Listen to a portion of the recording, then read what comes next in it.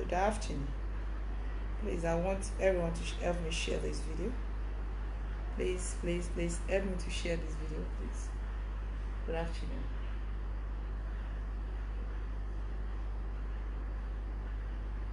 I'm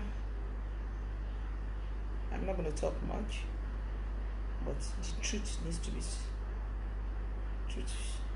Nothing else but the truth.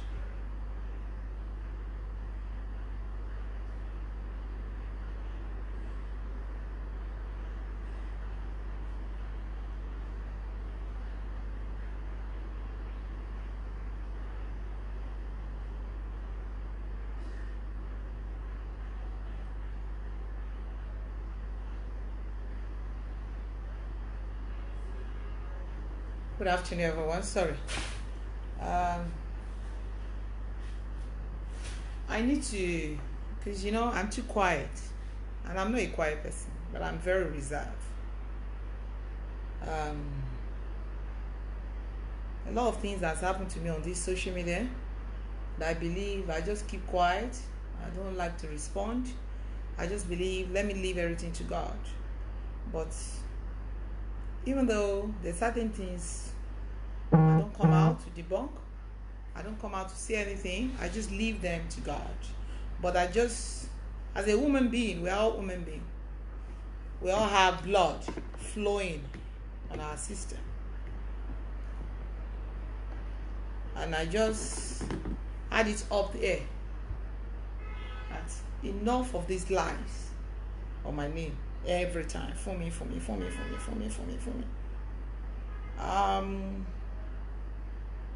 Last year, July, 17th of July last year. Sorry, I'm looking at the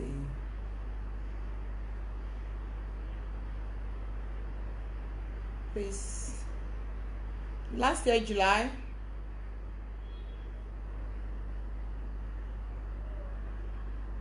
everybody knows what I went through last year, July, August, September. But nípa ìfẹ́ olùgbàlà, I'm alive today. Not alive alone. I'm alive, doing well. That's why I decided that not everything I should respond to, but as a woman being, I just got it up there, especially when something that you're doing, so you're saying, it's not something that is true. And you keep saying, for me.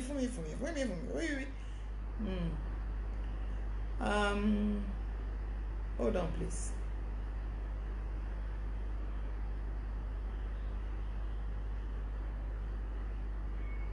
Last year, July, hold on. Last year, July, this picture was shown on Facebook. Have you seen it? This picture was displayed on Facebook last year. It was displayed last year. You can see it was 8th of July 2019. This picture was displayed. I was not aware of it.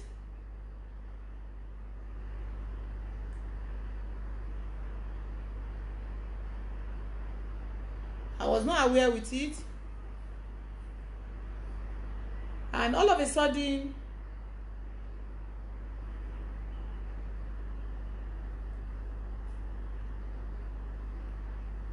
Soji called me, 8th of July. He said, Fumi, why is my picture doing on Facebook? What is my picture doing on Facebook? And I respond to that, please, I'm not in a good mood. And she said, Fumi, I was told that the woman that you're following put my picture there. I said, no. I said, make your decision. I'm pissed off with your reaction on me. I don't ever seen the picture before. Soji is your wife and friend playing game. I said, do I know the lady? You should tell her to stop, or I will kill her myself. That's Soji's messages. Have you seen it? Have you seen it? That's the messages from Soji. if the lady did not stop, I will kill her myself. Have you seen it? I want everybody to. I've kept quiet too long. Have you seen the message? And I said to her, I'm not in. Have you seen my message? I said, I'm not interested in that, please.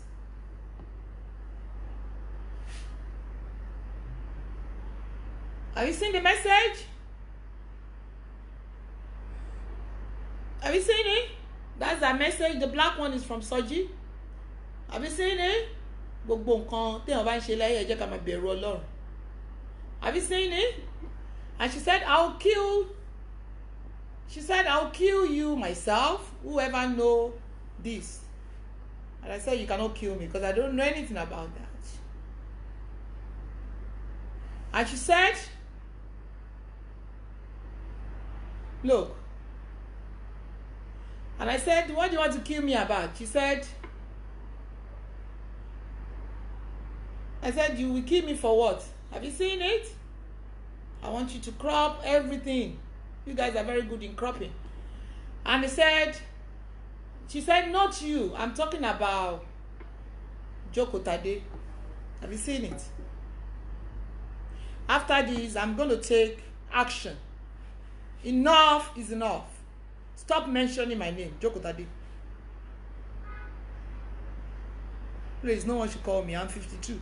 I'm going to be 53 in a few months' time. Just because I don't talk does not mean I don't know what to do. Stop calling me, please. Nobody should advise me. Go and advise your daughter in your house. Or go and advise your sister. Nobody should call me.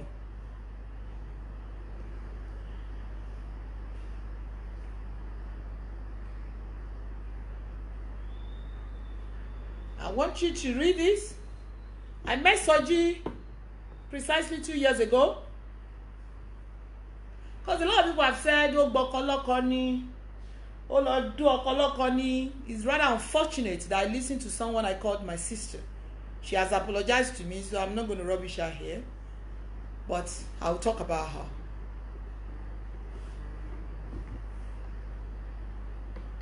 Hello?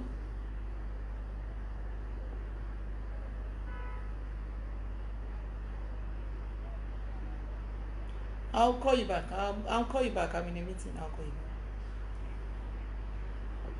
back. Please, no one should call me. Ọlọ́run ò ní jẹ́ kí a rin ìrìn àjò tí kò yẹ ká rìn. This is the document for two of them. This is the document for Soji and Basiratu Awede. That's the document.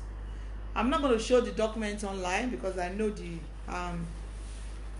but I'm going to say truth, nothing about the truth. I don't owe anybody. A lot of ask me, you don't need this, but eti tó bá gbà lọ ní gbàbọ̀. I met Soji precisely 2 years, nearly 3 years now. It's not that I met him. I was introduced to him by a sister of mine called Fumi. She begged me. She appealed to me. She said a lot of things for me. O ma lọ́kọ ni, dandan ló gbọ́dọ̀ lọ́kọ, o gbọ́dọ̀ lọ́kọ ni, Àdùnní o gbọ́dọ̀ lọ́kọ ni. Mo ní èyí lọ́kọ, èjì wo la fẹ́ fi lọ́kọ. You know fọkọ ṣe. And I can tell you she meant no harm. Before I thought she meant harm. But when I saw her one-on-one, I realized she didn't mean no harm. Because sometimes you can introduce people to people, but later on, oh, le mo nkan tí ẹni yẹn máa ṣe. It's just that the area tí wọ́n take kò dára, but that one has been settled. So I don't want to talk much about that area unless I have to say that later on. Kò lọ́kọ, kò níyàwó, kò ṣe gbá, kò ṣàwo, and I was on my own, lonely, facing my business, doing my business, doing what I believe I know how to do best. And my business was growing. Things was better until I met this guy. Introduced to me, for me, ó lè má lówó, but ẹ̀yin méjì lè ó lè assist here. All of a sudden, a sister of his called me one day and said to me that, Fumi, mo wà lẹ́yìn ẹ̀, bí ọmọ ogun. Mo wà lẹ́yìn ẹ̀. That sister's name is Funke. She lives in UK. If I need to bring her picture to talk more about her, I will do that. Reaction ló máa confirm it. Because a lot of people keep saying rubbish things about me. Ó gbọ́kọlọ́kọ ni, ó dálé olérú. Point of correction, maybe ó dálé olórí. Number one, I don't really go out with people that are married. I don't like it. People that knows me very well, I prefer to date a single man rather than date somebody that is married. But this my sister assured me that he's not married, he's separated. Tó bá fẹ́ fi video on me, wọ́n máa ń fi ilé on me. You know, he was staying with his cousin. TJ, gbogbo wọn ṣá máa ń wà tó máa fi on me until when he came to Nigeria. And one of his sister actually vouched for me, pé láyé fún mi. Sọjí ò wà married, mo wà lẹ́yìn ẹ̀ mo ní tó wà tíyàwó ẹ̀ bá padà wá ńkọ́. Tó bá jọ ṣe gbà èmi nìkan pẹ̀lú àwọn ọmọ. Jẹ́jẹ́ mi ni o, I'm not in relationship o. I just love to be on my own. I love to do things in my own. Please, I want you all to listen to me and use me as an example. I started the relationship after I spoke to her sister in UK. I started relationship, things was going on. All of a sudden, before the picture, there was something that came up on Facebook. He accused me that it was me and somebody I'm very close to on Facebook, I don't want to mention her name. I said, no, that woman cannot do that. Kò ní ṣe bẹ́ẹ̀ lála. Pé ẹni tó ń sọ ìkó bá mi jà, mi dẹ̀ bá ẹ jà. And me, I don't do, what I do on this my page is business only, nothing else but business. We settled that. All of a sudden, the picture came up, which is this picture, came up.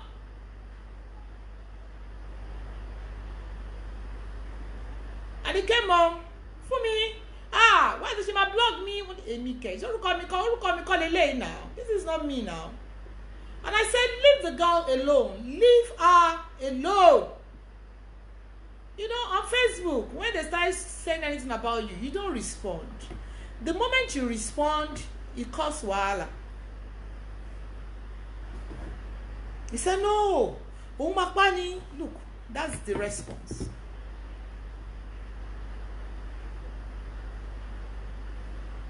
Look, that's the response. That is him in black. Because they say, Fumi, arrest me. That's it. And that's his response. I will kill you myself, which is me, because they believe it was me and my people on Facebook that blocked him. And I said, later I said, do you mean me? He said, no. He said, not you. Have you seen it? Read it. And second day, he went to one of his brother in Oshodi, and they called Joko Tade. I said, fi ọmọ yẹn sílẹ̀, fi sílẹ̀. I have a proof. They called Joko Tade. When they called Joko Tade, he said, ìyàwó ẹ̀ ló gbéṣẹ́ fóun, a lè settle ẹ̀, tó bá jẹ́ pọ́n lè pè òun ni àwọn máa yanjú ẹ̀. Mo wò pé ó yá jẹ́ ká máa lọ́lé. Ó ní rárá o, I'm not going home. I'm not going home. I have to see the bottom of this. I need her address. You understand? Oni, please forward that number. You understand? Because I keep quiet, people see me as somebody that Anfumi must have done this. That's why she doesn't talk. People that knows me say Anfumi is just one of those people that I don't just respond. People that doesn't want my stress.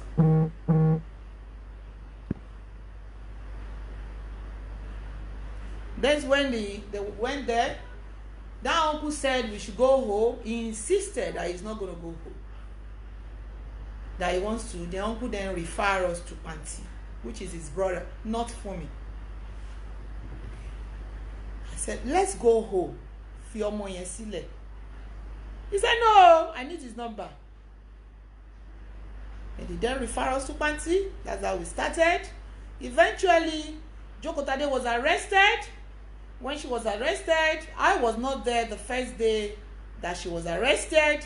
I got there the second day because I realized my name was everywhere. Fumi Beauty World, Funmilayo Orekoya, arrested Joko Tade, ó ti gbé lọ sí Panti.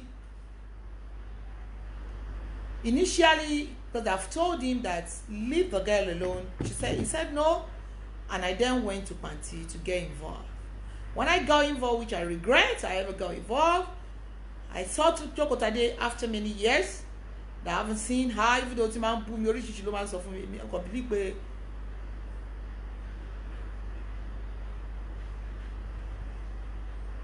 gbogbo bó ṣe sanwó gbogbo ẹ̀ ló wà lórí fóònù.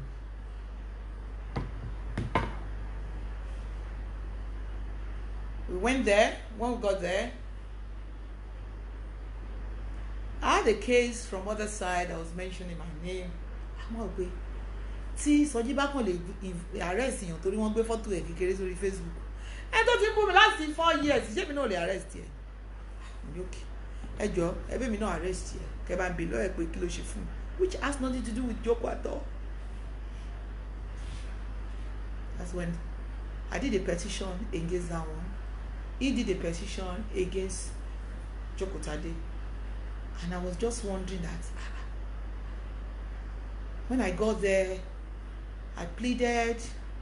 Even the daughter was begging me, Mommy, Emma Bino. I was so angry. I was like, kí ló ń bá àgbàlagbà fún? Must you fight? I have voice note though. Must you fight? Must you do this? Ṣé o ní láti ṣe ni? Kí ni kan mọ ẹbẹrẹ? You know, and I have children. And later on I said, okay. And I went inside the police. I said, ẹ jọ̀ọ́ bá mi fi sílẹ̀. Sọjí said, pé òun ò ní fi sílẹ̀ until tóun bá tó rí gúnlẹ̀gúnlẹ̀ ọ̀rọ̀ yẹn. Tóun bá tó rí gúnlẹ̀gúnlẹ̀ pé òun fẹ́ mọ reason ẹni tó ran kan tó jẹ́ kó ran. Wọ́n wá fi sílẹ̀ ṣá on bail pé kó padà wá. Nígbà tí wọ́n wá ní kó padà wá, kò padà wá mọ́. Facebook wá dàrú. This one was blogging me. This person was blogging me. The blogging was too much on me that to the extent I nearly commit suicide. But I thank God today. Somebody that I love so much that I believe that she's my daughter. They send her, you should blog her. The first time I heard her voice, I might dream. And later on, with God, with help of God, I survived everything. But during that ordeal, immediately we came out of the police station. I did a live video. I don't know if whether people followed me that time. That Olúwa ṣeun wọ́n ti fi sílẹ̀ o. Gbogbo ẹ̀yin tẹ́ ń pariwo mi kọ́ o, but àṣà dúpẹ́ lọ́wọ́ Ọlọ́run o. I will go and beg. That time I used to call him daddy. Ìmọ̀ daddy òfò. Pé I will go and beg him pé kó fi ọmọlọ́mọ sílẹ̀. Thinking that the next day Joko will come to my come to my office, or we came to my office and we can resolve it. I was in my office trying to tell the whole world that Joko Tade has been released. Lady kan wà ní Germany gbà yẹn, she was crying, she was begging me and fún mi ẹjọ́ èmi kọ́ kò sórúkọ mi document yẹn ni tó fi arrest ara wọn èmi kọ́. To cut the whole story short, mo kàn rí pé they were playing my voice note. I was crying. I was in distress. I called Sọjí, mo ní Sọjí, ohun mi ni èmi àti ẹlájọ wà ń bẹ̀. Because around that time when they were blogging Sọjí said he wanted to move out of my house. That I was the same person that sent èmi tí mo ní kó blogs Joko, èmi náà ni mo ti ní kó lọ bloggy. Sorry, tí mo ní kó blog òun. Èmi náà ni mo wà lórí abẹ́ gbogbo kíní tí mo ń sọ fún àwọn tí mo close mọ́ ń gbà yẹn pé ẹ lọ máa ṣe báyìí, mo ní èmi kẹ́ èmi fún mi. Kò ń ṣe mí. Bó ṣe ní rárá. So ibi tí mo ti wá jókòó, àwọn méjì jókòó sínú ilé. I was crying. He was begging me. You know, I was crying, not knowing that this guy has already recorded me. Àṣé immediately tó rí photo ẹ̀ lórí Facebook. Torí pé ó ti blog òun, àwọn ọmọ ẹ̀ ti bínú, àwọn family ẹ̀ ti bínú, especially àwọn ọmọ ẹ̀. Ó wá fẹ́ clear ara ẹ̀ pé òun ò sí nílé mi, that he doesn't live with me, he's not in my house, so he had to recorded me. He sent the voice note to Pasheda's wife. Pasheda's wife sent the voice note to his wife. His wife then sent the voice note to àwọn tó wà lórí Facebook. So immediately we left that kí lorúkọ ẹ̀ police station tẹ́mi rò pé ó ti tán a máa yanjú ẹ̀ jókòó máa bá mi jọ́ kejì a máa parí ẹ̀ mo kàn gbọ́ voice ní mi. Mo ní Sọjí, you recorded me. He said no, I didn't record you. He was crying like a baby. But PNP called him, I didn't record him. Other people called him, I didn't record him. You know, my brothers, my family was just crying. This voice is too clear. Why for the kid ẹ̀ṣẹ̀ ni mo share to fi record me, to fi wan play voice me lórí social media? That's how the genesis of everything started. Initially, I was supporting him. I was on his back. But like Ashima, don't record me. My beautiful people, women, if you're single, please don't ever date any married man. Don't ever date a man that you'll be feeding. Don't ever date any man that will say, I don't manage. Especially when you're doing well. Don't do that. If you want to date somebody that is married, tell the man to go and marry you. Soji was saying a lot of negative things about his wife and everything to me, not knowing that even though he does not want to go back to the relationship, but at the same time he wanted to have his children to love him. So he recorded me. I wasn't aware. We stayed together. We lived together. I cooked for him. I fed him. I clothed him. I do everything for him. Because he took a Bible. He swore with the Bible. He did everything until one fateful day.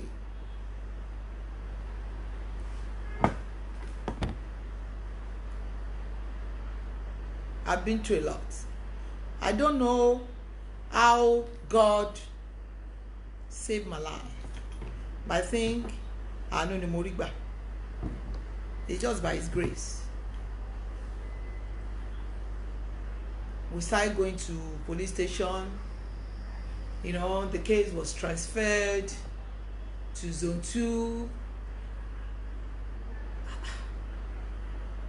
Case kékeré, èwo tí la fẹ́ lọ ṣe Zone 2. I had to follow him to Zone 2. We transferred the case back to Panti.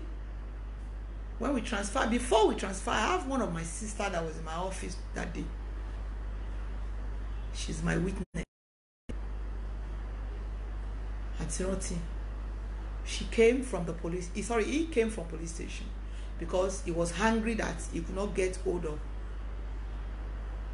what's it called? Jokotade. And I was really everywhere for me. So when he walked in, I said, Soji, surely if you're more late. You walk on party where me not party where now.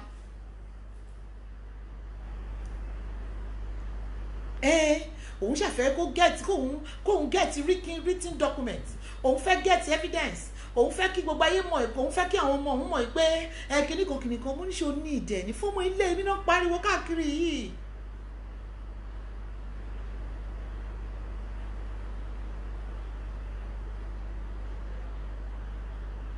Wọ́n ṣe gbé kéèsì yẹn ni wọ́n á gbé wá sí Panti. Màtí wọ́n á gbé kéèsì yẹn padà sí Sọjí wá lòun fẹ́ lọ sí court. Mo ní tó bá mú ọmọ yẹn lọ sí court, mi ò ní tẹ̀lé. Jókòó, o máa ń láti tọrọ ìdáríjì níwájú Ọlọ́run. And I want you to remove my name from your mouth. Otherwise, I will take a legal action against you. I'm saying in front of camera. I just ignored you, but I'm saying it. I'm not explaining for you to like me because, walai, over my dead body, I will never talk to you. Because you hurt me. You hurt Ocheledam. But I want you to remove my name from your mouth. Otherwise, Funmilayo, I will take a legal action against you. But I want to explain to the whole world so that by the time I take legal action, they will not see me as a bad person.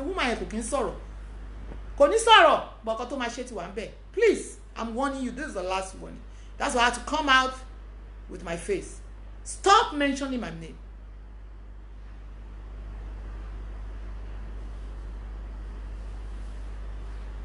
Mo wá sọ fún Sọjí, mo ní láíláí mi ní ever tẹ̀lé ẹ lọ síbẹ̀.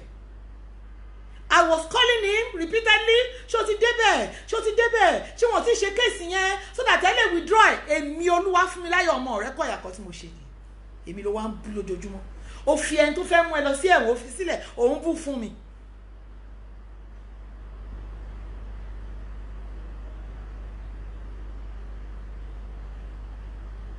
Just because mo pé níbo ṣó ti débẹ̀, níbo ló wà, ìgbà tó stage kan kò gbé nọ́mbà mi mọ́. Àǹtí mi wà níbẹ̀ ńjọ́ yẹn. Tó bá ti débẹ̀ fọ́mọ yẹn lé o ṣáà rí pé fún mi náà ń bú lójoojúmọ́ fọwọ́ náà kí ló dé? Must you get evidence? Ṣé tó tọ́ ló gbọ́dọ̀ get evidence fún family fún àwọn ọmọ ẹni?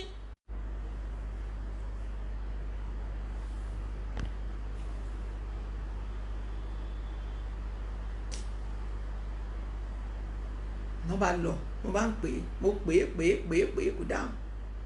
Ìgbà tó yá ló bá dé. Ìgbà tó máa débẹ̀, wọ́n ti ṣe tán, òun ò bá wọn bẹ̀, but wọ́n àjọ case yẹn, mo rí kinní kan, so ó wá ní time láti wí pé kẹ́ withdraw ẹ̀. Òun ti sọ fún àwọn tó wà ní clerk ibẹ̀ pé kinní kan. Mo ṣe bẹ̀rẹ̀ nìyẹn. Láti ìjọ yẹn, we never have peace in the house.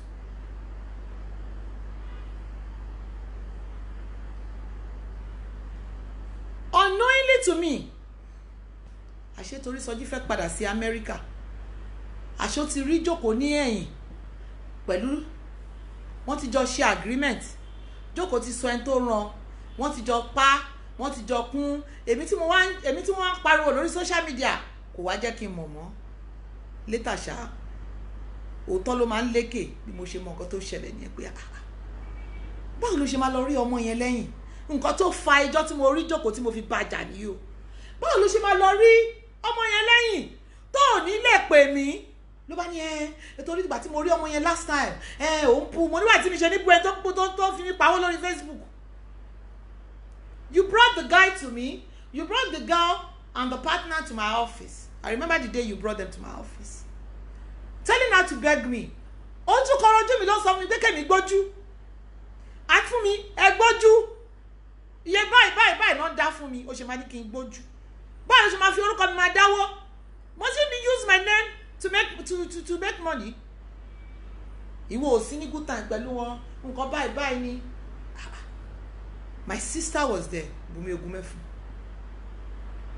She was begging me, the partner was begging me, mo dẹ̀ ní. Los ìjọ yẹn lẹ fi rí pé mo ní padà wá sí orí Facebook wá sọ fún wọn wípé fún mi ò mọ̀ ń pa ẹ̀. But because you have a mission on Facebook, it's compulsory you must stay on Facebook. Yes, you can stay with your data. Fún mi kọ́ ló ra data fún ẹ. But you don't need to lie on my name. You don't need to use my name to get sympathy. You don't need to use my name for public to say Fúnmi is a bad person. Ó dẹ̀ ń wú ẹ látijọ́ ẹ̀. Ó dẹ̀ ń dùn mọ́ ẹ. Ìgbà mi wàá sọ̀rọ̀, wàá twist ọ̀rọ̀. Ìgbà kan máa ní ẹ̀wọ̀n àti bẹ̀sí ẹ̀. Náà ìwọ èmi àti ìwọ àti bẹ̀sí mi. Ẹ ti dọ̀rẹ́. Ó wá ń lo indirect sí mi. Kí ni mo ṣe fún ẹ? Kí ni mo gbà lọ́wọ́ ẹ? If there's anything I've done for you, it's for you to be released. Not because ó máa nà mí. Just because I just want, if I want to, tí n bá fẹ́ fi ọlọ́pàá mú yẹn, máa sọ pé fẹ́ ọlọ́pàá mú ẹ. People that know me very well, I'm a very blunt person. I don't hide my feelings. I will tell you what I want to do. Then you do your worst. Do I care? Owó ló máa jẹ náà. Ṣé àìlówó ni? But mo kàn believe pé ṣé mo ní ìdẹ̀ ṣá. Mi ní ìdẹ̀ fún mi. Let me just leave her to God. Kó máa lọ́n lọ tiẹ̀. Kébì náà máa lọ́n lọ tiẹ̀. Nígbà tó wá sọ́dọ̀ mi, tí wà tọ́kọ ẹ wá, tẹ wá apologize sí mi. Mo dẹ̀ sọ fún ẹjọ́ yẹn, mo ní lọ sórí social media. Lọ ṣàtúnṣe. But you know your mission on social media, so o lè ṣàtúnṣe. ìgbà tí mo ti máa rí ẹ padà mo rí ẹ ní ojú ẹlẹ́gba ẹjọ́ ti Sọjí lọ sí Amẹ́ríkà àṣẹ yìí méjèèjì ti jọ pa àṣẹ ọmọ láwáǹsì nìyí àṣẹ ti yanjú ẹ̀ àṣẹ òun ti sọ fún ẹ pé òun ò ṣẹjọ́ mọ́ èmi ò dẹ̀ mọ̀ ṣé tó bá lóun fẹ́ ṣẹjọ́ ṣe máa ní kó ṣẹjọ́ ni ìjọ èdè ní mo sọ fún ẹ mo ní lọ níjọ́ tí mo rí ẹ ní láwáǹsì mo àsọ̀rọ̀ lójú ẹlẹ́gba mo ní lọ sí orí social media lọ sọ fún ẹ pé àǹtí fún mi ò mọ̀ sí dọ́kúmẹ̀ntì wà tí ẹ fi jọ rà arrest ara yín kì í ṣe èmi náà.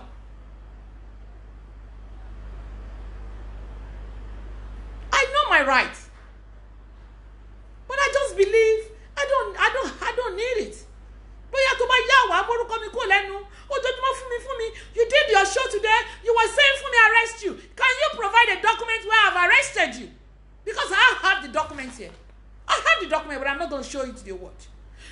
Provide where I've arrested you the date and the time where you see Oluwa my name is Funmilayo Orekoya. Why are you lying? Why are you using my name to make money? Have you not made enough on social media? Use other people's name again now. Àṣewà ti Sọjí ẹ ti jọ pa. Ẹnu ẹ náà ni mo ti gbọ́.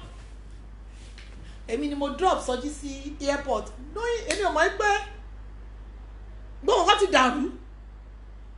And I travel myself. Later on I just find out two of them are like this. Sọjí wá ń rán ẹ sí mi kó máa bú mi wọ́n ti padà sọ́dọ̀ ìyàwó ẹ̀ ẹni ìdìbò ló lè fi kílọ̀ ilé ayé láti bá kọkùnrin kan fẹ́ obìnrin kó máa fẹ́ mọ́ bọ́ ẹ̀yin obìnrin ẹ ṣáà fèsì yín number one ẹ má jẹ́ kó introduce yín sí ọkùnrin kankan mọ́ use me as an example ẹ tó fẹ́ introduce yín ó lè má mean any wrong. The woman introduced me to Sọjí. She actually begged me. I have every evidence on my phone.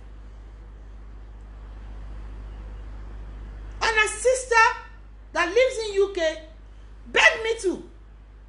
Mo ní ẹ gbà mí kẹ́ ṣé kí la wá mo ní òkè. Ẹ̀gbọ́n Sọjí gangan ló sọ fún mi níjọ́ náà lọ́hùn pé kí n lọ kọ nǹkan sí orí social media nígbà tí ìyàwó ẹ̀ ní mi lára pé kí n lọ kọ síbẹ̀ pé kí n lọ sí ọjà kí n lọ wo nǹkan sí ojú òrírí tí bá ti rí nǹkan sí ojú òrírí pé màá fi ọkọ ẹ̀ sílẹ̀ èmi rò pé àwọn ìyá yìí wà lẹ́yìn mi not knowing that this woman in UK she's not and I wrote it. I brought a lot of drugs and medicine from UK pé mo fẹ́ tà mo dẹ̀ gbé síwájú mi jọ́nà lọ tíṣà ọmọ mi I'm not really good in Yorùbá ó dẹ̀ bá mi kọ kíní yẹn mo dẹ̀ fẹ́ gbé sórí Facebook bó ṣe gbé nígbà tí ò kí ń ṣoògùn ni mo kọ lájọ́ tí mo ti délé ayé mi lọ́mọ ilé babaláwo mi mo ní ṣoògùn ọlọ́dẹ̀ ń jẹ́ kí mo bẹ̀ mo dẹ̀ gbé kíní yẹn mo dẹ̀ gbé síbi tí mo wà ìgbà tó yá wọ́n crop ẹ̀ wọ́n ní fún mi ti pọ̀fọ̀ ó ti pọ̀fọ̀ sóògùn o not knowing it was a write-up that the woman told me. Nígbà tí obìnrin yẹn tèmi ti ń gbèjà Sọjí àṣé woman yẹn gangan ohun gangan ni victim kì í ṣe Sọjí immediately tí mo dẹ̀ ti bẹ̀rẹ̀ sí fẹ́ ọ̀bọ ẹ̀ ni mo pe mo ní mọ́mì gbogbo yìí ó ní lọ́wọ́ ọ̀gbìn ṣèyàwó ẹ̀ but nobody listened to me until I turned out to become a victim on social media.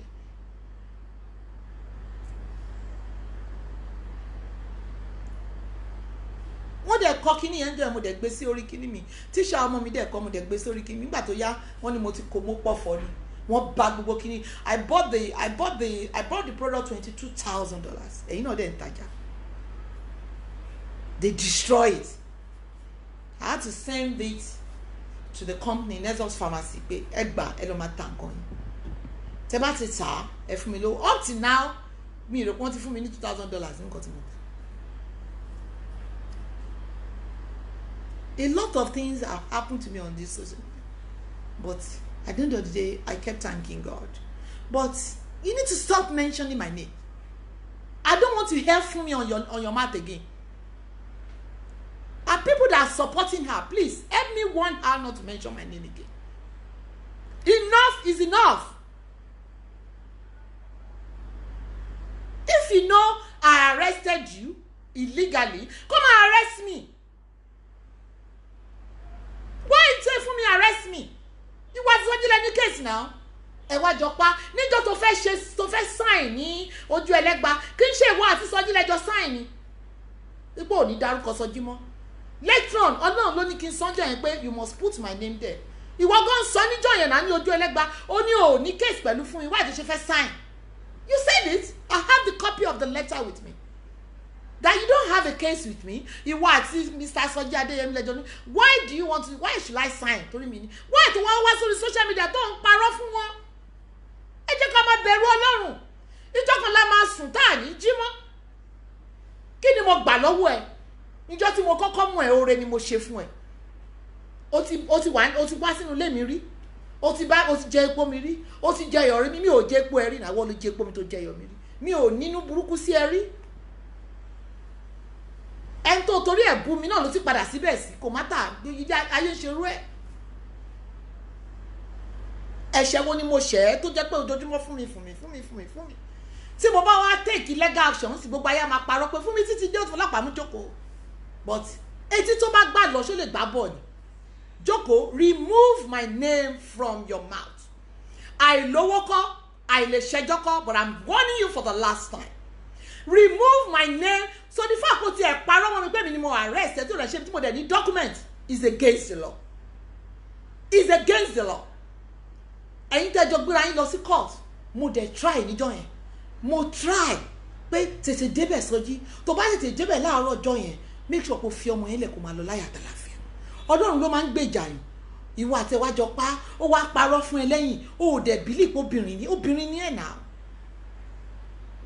Pé tí àǹtí fún mi yìí tó ń rí tó bá fẹ́ gbé mi á gbé mi náà ṣé o máa lù mí ni.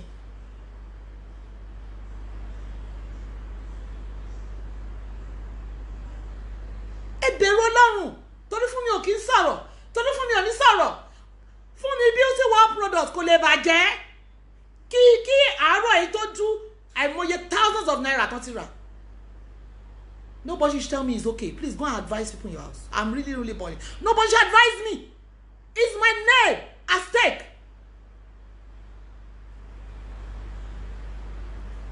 I'm not a baby. I keep quiet. I just ignore things. I don't watch any, But yours, me and you will live in Nigeria. I know where you live. I know where you reside. I know your shop. Let me tell you the truth. But I just believe, let me just leave this girl. I don't want to witness what I witnessed in the police station the other day. Èmi ò kí ń fi ọlọ́pàá mú yàn kan máa bẹ̀ mí torí tí bá ti bẹ̀rẹ̀ tèmi mo ti bẹ̀rẹ̀ nìyẹn. Èmi ò ń gbẹ̀bẹ̀. Ọmọ Ìjẹ̀bú ni mi ọmọ Ìjẹ̀bú Òde confirm. Èmi ò kí ń gbọ́ bẹ̀. Nǹkan tí mi bá ní ṣe mi ò ní bẹ̀rẹ̀.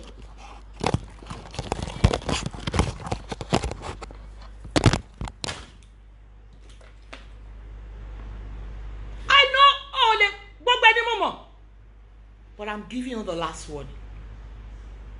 Bíbélì ní wádìí ohun gbogbo dájú kò sì mọ òtítọ́.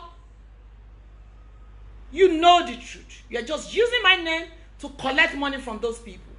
You stop using my name. Use the name, other people's name. Enough of attacking me for something I didn't come. Tí mi ò ṣe. Gbogbo nǹkan tó sọ pa àwọn yẹn náà nínú ọ́fíìsì mi tó lóun fún ọ pawó yìí. Má fi mí pawó mọ́. Má fi mí pawó mọ́. Don't use me for sympathy. Otherwise, I will sue you. I swear with everything I had, I will sue you. And when I sue you, I meant it. Leave me the hell alone. Leave me the hell alone, Joko. Leave me the hell alone. Anything said about me, honestly, I don't really bother care. But kì í ṣe ẹni tó pé mo ní evidence. Ẹni tó yẹ kó o bájà fún mi ló ń bájà. Ojú ẹlẹ́gba yẹn náà níjọ́ náà lọ́hùn. Mo bá ìjà gánjọ́ yẹn kan tí mo sọ lórí fóònù pé má dárúkọ mi mọ́. Má dárúkọ mi mọ́. Àtijọ́ yẹn mi ò fi ojú mi kàn ẹ́ lé mi. Mo mọ ilé ẹ̀. Mo mọ everything about you. Leave me alone. Move with your life. Move with your business. Move with your family. Leave for me the hell alone. Ẹni tó bá fẹ́ kó wọ́n jókòó. Ìbẹ̀rẹ̀ ìjà la máa ń mọ̀, a kì í mọ ìbẹ̀rẹ̀ òpin ẹ̀ o. Ìwọ lẹ́nu lè bú yàn lè ṣe ogbẹ̀. Èmi ò mọ̀ yàn bú o, bọ̀kọ́ tí mo mọ̀ ń ṣe, mo good sí ní tí bá fẹ́ bẹ̀rẹ̀. Èyí tó wà ní ibẹ̀ tó ń pariwo tó ní kìnnìkan mo yìí ń retí ẹ̀ kó wá ba ṣọ́ọ̀bù mi jẹ́ mi ni o. Ìjọ́ yẹn ló máa mọ̀ pé ò ní ṣerú ẹ̀ mọ́. Ṣé ti rí ọkọ mo sọ̀rọ̀ báyìí rí? Mo mọ̀ ọ́rọ́ sọ o. Wàláhì ò ní ṣerú ẹ̀ mọ́ Ọlọ́run. mi ò bá ìjà, mi ò robi sí ẹ, mi ò bú ẹ rí, ó bà product mi jẹ́, mi ò sọ̀rọ̀, ó ṣépè lóríṣiríṣi, mi ò fún ẹ lésì. Ìwọ tó wà ní Canada, ó ti ní God, ó ti jáde, ó ti dárúkọ mi pé ẹni tó wà ní yàyà bàtàn mo ń retí ẹ o, mo fẹ́ kó wá fọ́ shop mi, tí ò bá wá ṣọ wà láì small be like ìyá ẹ kó ló bí ẹ. Ẹni tí ò bá yín jà, ẹni tí ò robi sí yín, ẹni tí ò rí bí tí mo ti bú ẹ rí, ò rí bí tí mo ti lọ sórí kíní ẹ rí, ó dẹ̀ ti pẹ́ tó ti ń bú mi, ó ti pẹ́ o. Tó bá dẹ̀ mọ̀ pé ò ní stop jọjọ́ tó bá ti dé Nàìjíríà, tó ti ń gbọ́ tó èmi mò ń sọ̀rọ̀ yìí o, wọn ò sọ lẹ́yìn mi o, jọ́ tó bá ti dé Nàìjíríà kàn sọ fún mi pé Fúnláyọ̀ ibi tó wà ní, màá wá sọ fún ẹ pé ọ̀gá ju ọ̀gá yọ, leave me the hell alone. Ẹ búyàn, ẹ ṣépè fún yàn, ẹ sọ oríṣiríṣi pa yàn, ẹ wá jáde pé má bínú. I'm not one of those people. Èmi ò ń búyàn, mi kì í búyàn, mi kì í sọ̀rọ̀ òdì sí yàn, jẹ́jẹ́ mi ni mo máa ń lọ. Tí wọ́n bá ń bá mi jà, the worst I can do for that person, I'll block that person off. That means pé mi ò fẹ́ ní anything to do with you anymore. Yóò wá mi pé kí n máa bú ẹ, ẹ tí mi ò lè bú níwájú ẹ wà láì Ọlọ́run ò tí dá. Ẹ tí mi tí tó bá dúró, mi ò kàn ṣe, èmi ò ń ṣe ìtẹ́ ìṣe lórí Facebook. Leave me alone. Fún mi beauty world ò lè bàjẹ́. Ẹlòmíràn níbi àtòrí cream tó ń tà ní kò lè bàjẹ́ o, kò lè bàjẹ́ láíláí. My cream is tested, is proven, and is trusted. But mo kàn wò pé fún mi ní ìdẹ. Àwọn tó love mi, àwọn tó respect mi, àwọn tó ní orúkọ ńlá Nàìjíríà, wọ́n pọ̀ gan. Tó máa ń wò mí, mi ìfẹ́ dójú tì wọ́n, mi ìfẹ́ sọ́ra mi di nǹkan mi tí ò ń ṣe tèmi. Mo dẹ̀ jẹ́ ọmọ kan tó yẹ pé mo ní respect gan. Ó ló jẹ́ kí n máa dákẹ́, kí n máa sọ̀rọ̀. I'm warning you for the last time. If o bá fẹ́ gbà, tó bá fẹ́ má throw shade sí mi. Mo mọ̀ jẹ́ o, mo kàn ń wò ẹ́ ni.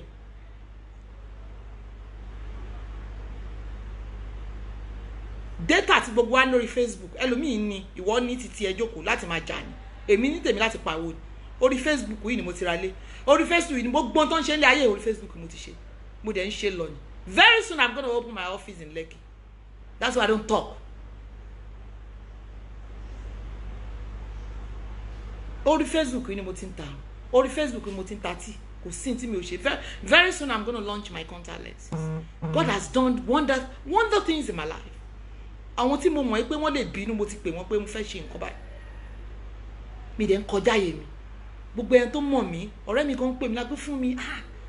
Kí ló ṣẹlẹ̀?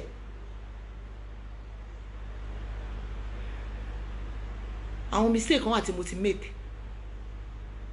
Mo dẹ̀ ti mọ̀ pé mistake ni, kò dẹ̀ lè ṣẹlẹ̀ mọ́.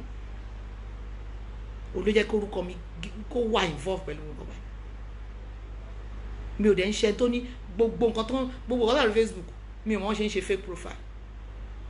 Account méjì ni mo ní lórí social media. And I'm running for my business.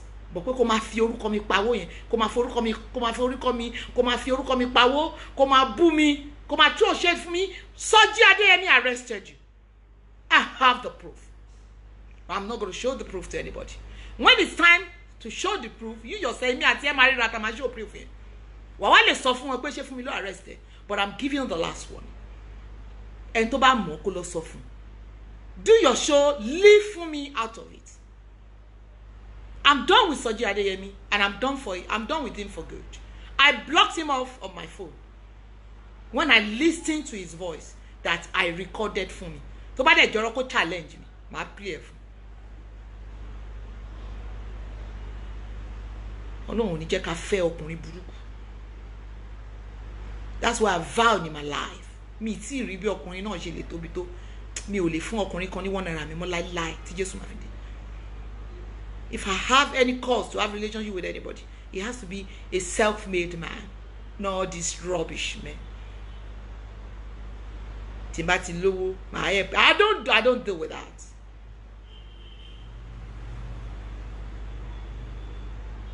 But I'm warning you, leave my name out of your mouth. Tó bá dẹ̀ fi pé fún mi ló arrest ẹ, come and arrest me with the document that I used to arrest you. I tried all my possible best pé kí case yẹn má discuss, which I have the proof. I don't talk without not having the proof. But I'm giving you the last warning. Stop throwing shade to me. Putting my name on the mud is enough. Mi ò ṣe àtijọ́ tí mo ti mọ̀ ẹ́ mi ò ṣe ibi sí ẹ. Ìjọ́ tó wá bẹ̀ mí ní ọ́fíìsì mo sọ fún ẹ wípé mo ti dáríjì ẹ. And I warned you, go and tell them on the Facebook the truth, nothing else the truth. Lọ sọ fún àwọn tó ń rè pé àwọn ń gbèjà ẹ tó dẹ̀ yẹ pé nǹkan míì ló ń ṣe, lọ sọ fún wọn òtítọ́. But you cannot say it because you are using them to make money at the time. Èyí tó ń ṣe lọ́wọ́ náà kì í ṣe pé o like wọn. But you have the right to whatever you do. You are an adult, you have the right to whatever you do. But I don't want my name in your mouth anymore. I'm warning you. I am warning you.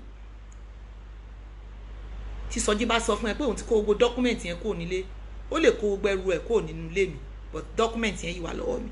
Bóyá ẹrù pé kò sí ń bẹ̀ mọ́ ni. Ó yìí wà ń bẹ̀. Gbogbo àwọn tó dẹ̀ ṣe kéèsì yẹn ní pàǹtí, wọ́n yìí wà láyé.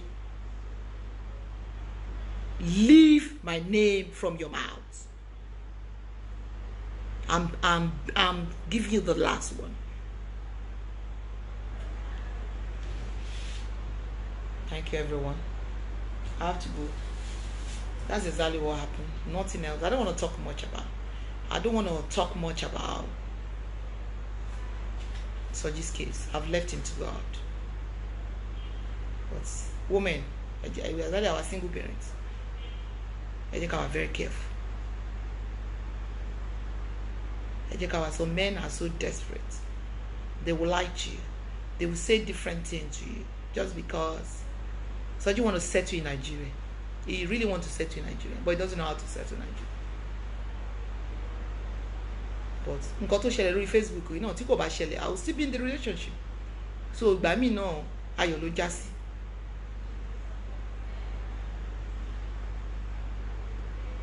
Ayọ̀ ló já sí. Because tí kò bá ṣe náà, I will still be where I will still say I'll call what she would. He did what he wanted to do because he really wanted the proof to give to his children, not to the woman.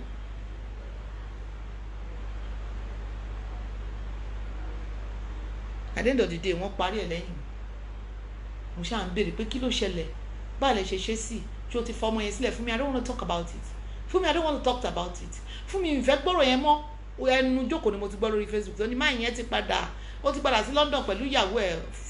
Bóyá kò fún ẹ ní evidence tó dáa kó padà sọ́dọ̀ yẹ unfortunately. Ó wà l'Amẹ́ríkà ń bẹ tó dágbé ń bẹ. But whatever he does with his life, I'm not really bothered. I care less. I have his proof. How can you record me when I was crying? And to send you, and to she read sí mi yẹn. Bó ṣe read sí mi yẹn, bá yí ẹ̀ ṣe máa bàjẹ́ ni. Because I didn't invite you here. Ẹ jẹ́ ká bẹ̀rù Ọlọ́run. Mi ìmọ̀ pọ́n ti dọ̀rẹ́. Ẹ tó gbé ẹ lọ sí kóòtù. Ẹ tó lò máa jẹ́ẹ̀lì ẹ. Ẹ tó lò máa ṣe gbogbo ẹ̀. Ó bá dọ̀rẹ́. Ẹ tí ò gbé ẹ lọ sí òfò ọlọ́pàá mú ẹ. Ó wá dọ̀tá ẹ̀. Ó dẹ̀ pẹ́rẹ́ lóbìnrin. Ó dẹ̀ ń kúnlẹ̀ ń gbàdúrà. Má ṣe burú báyìí ná. Ó dẹ̀ mọ̀ lọ́kùn ẹ̀ pé wà ti Sọjí ni. Ẹ̀ẹ̀mejì lèmi àti ẹ̀ pàdé rí náà. Ìwọ ṣe wá bẹ̀ mí. Èmi Sọjí ló ní kó wá bẹ̀ mí. Ó ní kó wá bẹ̀ mí ni náà. Torí kí n bá lè má bínú pé kinní kan. Torí wọ́n parọ́ mọ́ mi. Ó ti wá níbẹ̀rù. Everyday fún mi. Kí ló dé? Torí ẹ ti mọ̀ pé fún mi ò ní sọ̀rọ̀. Ṣé máa nà mí tí bá sọ̀rọ̀? Mo kàn feel pé mi ò ní ìdẹ̀. I'm too classic for that rubbish. I'm too posh to be talking nígbàtí. But I have to do what I have to do. You see, it took me a long time since last year July di wàhálà yẹn ṣẹlẹ̀. Ṣé ẹ lè jẹ́ kí n nísinmi? Ṣé o fẹ́ nísinmi?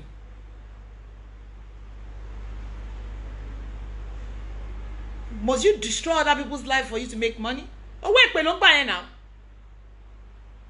Can't you walk? That's what I told you at the station. Can't you walk? That's what I asked you. Must you curse àgbàlagbà? That's what I told you last year. I have the evidence. I have the audio. Má bú àgbàlagbà mọ́. At the end of the day, no, kì í ṣe mi náà ló wá ń bú sí ni.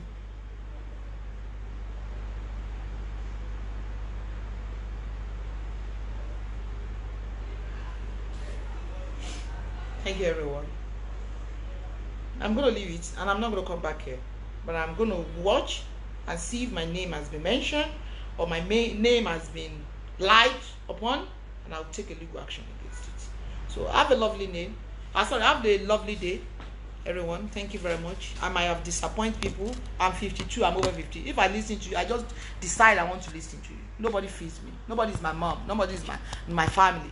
If my family cannot tell me what to do, a little bit of madness in our brain. You cannot be rubbishing my name. You cannot be saying this thing for me, masoro. I was lying this morning and I was hearing one stupid old word to say kinikan àwọn àfáà wà ńbẹ̀ àwọn wòlíì wà ńbẹ̀ nígbà tí fún mi gbé lọ sí kíni wo do you know anything ẹ̀dẹ̀ bí mo ti. I was really listening to that voice note this morning. Just because you want to believe you want to believe her. Believe what you believe now. Ẹlòmíì ò mọ ogun tó ń jà wọn. Ilé àárín mi á kàn sọ fún mi why did you not get involved kíní kan ṣé mi bá yàn jà ni. I don't fight anybody on Facebook. My page is for business alone, but does not mean every day láti last year. I'm gonna try now. Fún mi má sọ̀rọ̀ ṣọ́ máa nà mí. Ṣé mi ìlẹ́nu ni? Mo kàn fi pé nǹkan mi wà àmọ́yé nǹkan mi tí mi ò sọ̀nà àti mo fi pé mo need. But not the one that me and you will live in Nigeria. We live in Nigeria now. Mo ti drive kọjá ṣọ́ọ̀bù ẹ̀rí náà tí mo kàn ń wẹ̀ lọ́ọ̀kan.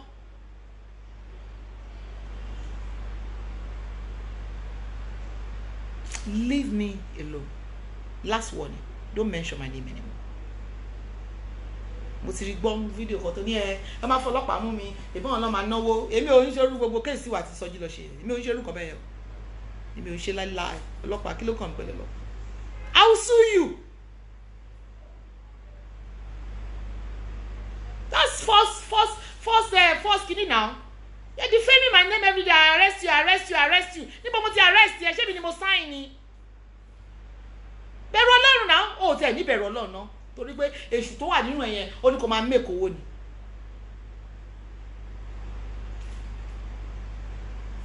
Ẹni bẹ̀rù Ọlọ́run wọ́ ìwà àti ẹ̀jẹ̀ lọ ẹ̀ mọ́ náà. Ìjọ tẹ lọ sí kóòtù ẹjọ́ yanjú ẹ̀ ni ìgbà tẹ́ ti padà lọ ẹjọ́ yanjú ẹ̀ ni ìgbà tẹ́ ń ṣe òun ló sign fún náà ṣé mi ló sign fún. Ìgbà tó fún ní evidence pé ẹ tó rán ẹ òun ló fún náà ṣé fún láò ló fún ni. Ṣé mi sọ fún ẹ pé mo need evidence. The only time tí mo bá ìjájọ́ tó wá sọ́fíìsì mi àtijọ́ tí mo pàdé ẹ̀ ní ojú ẹlẹ́gbà tí mo ní go nǹkan tó dẹ̀ fà wá tó fàjà wá ń jọ ẹ̀ ni pé lọ sórí social media lọ sọ òótọ́ fún wọn ó ní ẹ fún mi ẹ gbójú ẹ kìnnìkan ó dẹ̀ ti jáde ẹ̀ mo dẹ̀ sọ fún wọn pé rọ́ ló ń pa.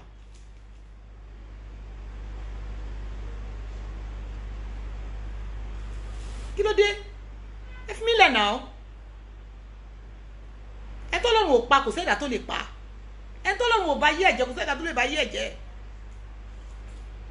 ẹ tó lọ́rùn gbogbo fún kò sẹ́ni tó lè mú wálẹ̀ ẹ tó lọ́rùn ti sọ pé iṣẹ́ tó ń ṣe yìí ó máa fi là ó máa fi lókìkí ó máa ní gbogbo ẹ̀ kò sẹ́dá tó lè kò sí ní iṣẹ́ Ọlọ́run kò sẹ́dá tó yé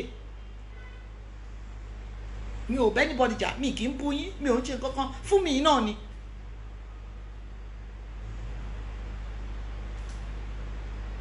Leave me alone. Have you read my lips? Yes. Leave me alone. Have a lovely day, everyone.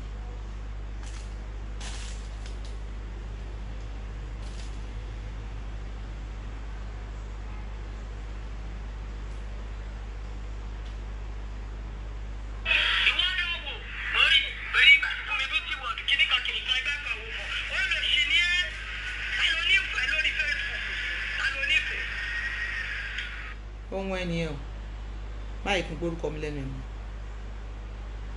má jẹ́ kí n gbórúkọ mi lẹ́nu ẹ̀ mọ́ mò ń wọ̀n ẹni o má tì mí ṣe nǹkan tí ó yẹ kí n ṣe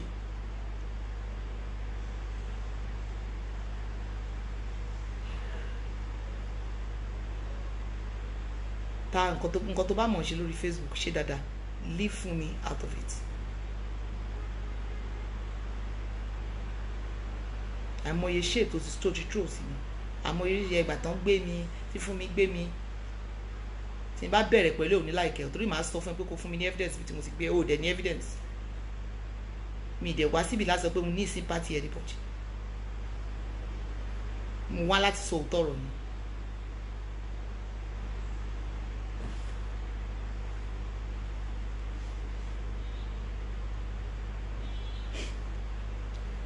Hello? Hello? Who is this?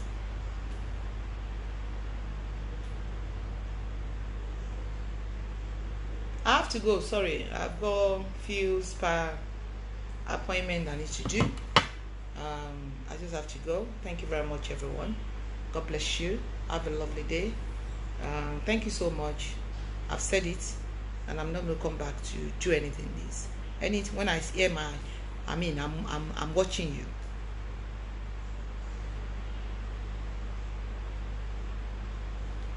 I'm not giving her a response.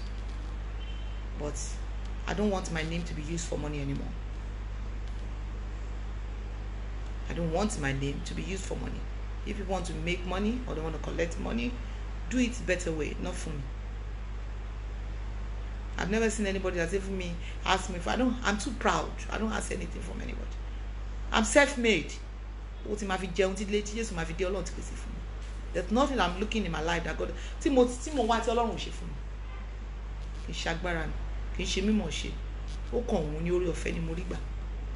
my beautiful people, I've got to go. Have a lovely day.